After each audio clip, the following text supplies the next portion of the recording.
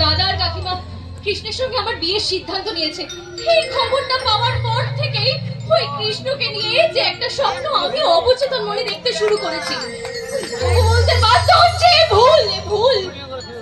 ঝিলমিল আমার ছোটবেলাকার বন্ধু, আমার সাথী, আর ও কৃষ্ণকে ভালোবাসে। আমি ওর ভালোবাসাকে ফিরিয়ে দিতে পারি না, না না, কিছুতেই না। কি হলো ডার্লিং, এখানে একা একা দাঁড়িয়ে কার সঙ্গে কথা বলছো? এই রে, কৃষ্ণদা চলে এসেছে। না না না, এখন আমাকে সিরিয়াস হলে চলবে না। আগে দেখি দেখি কৃষ্ণদা কি বলে। আরে কি ভাবছো সেটা বলবে তো? ও কিছু না। কিছু না বলে তো হবে না। হ্যাঁ, আরে আসার পথে তোমার দাদা মনতোষদার সঙ্গে আমার দেখা হলো। মনতোষদাই আমাকে বললো আমাদের নাকি বিয়ে ঠিক হয়েছে।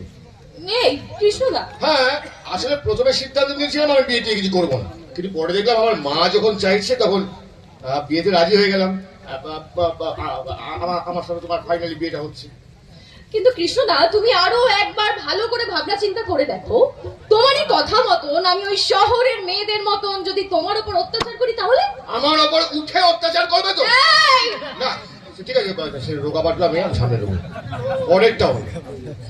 আমার সমস্ত কথা শুনে চলতে হবে। আমি উঠতে বললে উঠবে, বসতে বললে বসবে। হ্যাঁ ঠিক আছে।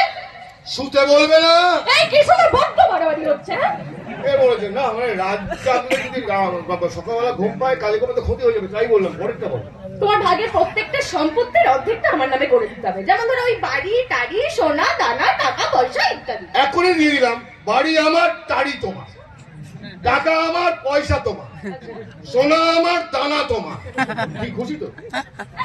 ফাজলামো আমার শোনো। আমি কি চোখ মারবো? শোনো শোনো শোনো বলো বলো বলো বলো বলো। শোনো, যদি আমার মাথা যন্ত্রণা করে তাহলে কিন্তু আমার মাথা টিপে দিতে হবে, আর যদি পা যন্ত্রণা করে তাহলে কিন্তু পাটাও টিপে দিতে হবে। হ্যাঁ ঠিক আছে।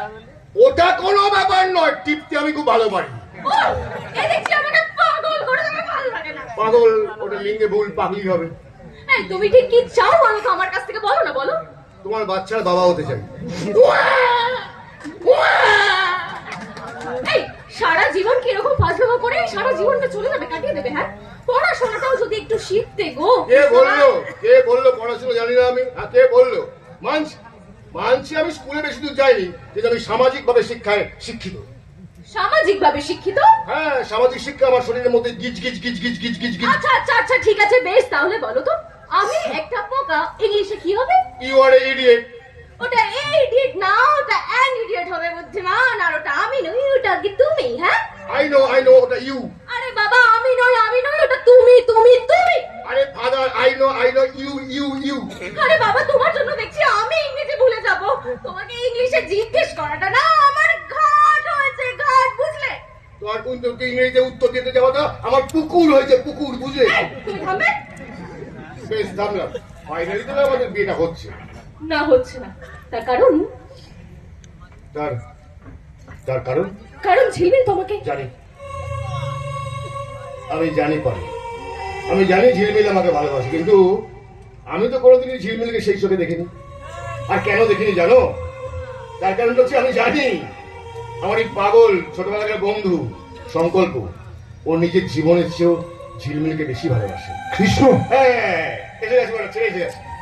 আমি যে ঝিলমিলকে ভালোবাসি এটা তুই জানিস? তুই আমার ছোটবেলাকার বন্ধু, তোর চোখের ভাষা আমি বুঝবো না তাই কখনো হয়? একটা ছেলের পেটে কি দিয়ে মুখে লাগ।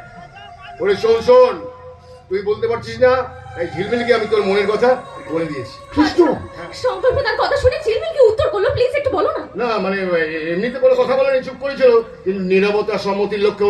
কৃষ্ণ শোন, এরপর তোর সমস্ত বিয়ের দায়িত্ব আমার। আমার বিয়ের সব দায়িত্ব তোর? তোর বিয়ের সমস্ত দায়িত্ব আমার। মানে ধর, তোর ধুতি কেনার দায়িত্ব আমার, বেনারসি কেনার দায়িত্ব আমার, দিন ঠিক করার দায়িত্ব আমার, ঠাকুর মশার দায়িত্ব আমার, লগ্ন ঠিক করার দায়িত্ব আমার, ফুলসজ্জার খাট সারানোর দায়িত্ব আমার, তোর বাচ্চার দায়িত্ব। কৃষ্ণ, না, ওটা তোকে নিতে হবে।